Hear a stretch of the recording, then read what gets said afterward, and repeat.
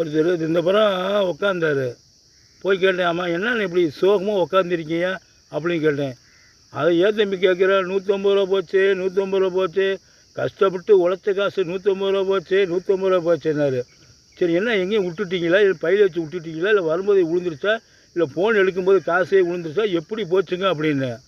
அது ஒன்றும் இல்லைப்பா, இது மாதிரி ரொம்ப வேலை செஞ்சு கஷ்டப்பட்டு வேலை செஞ்சு உடம்பு ரொம்ப அலுப்பாக இருந்துச்சு. அதில் ஒரு கோட் வாங்கி குளித்தமே அப்படியே வாமிட் வந்துருச்சு.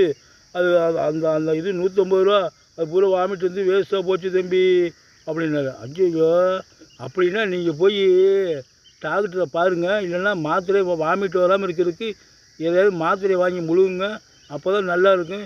ஏன் இப்படி இருக்கீங்க, போய் பாருங்கள், இங்கே உட்காந்துக்கிட்டு என்ன பண்ண போகிறீங்க, நீங்கள் போய் ஏதோ மாத்திரை ஏதோ வாங்கி சாப்பிடுங்க, அப்போ தான் நல்லா இருக்குன்னு சொல்லிட்டேங்க நான். பிடிச்சிருந்தா சப்ஸ்கிரைப் பண்ணுங்கள். பாய், தேங்க்யூ.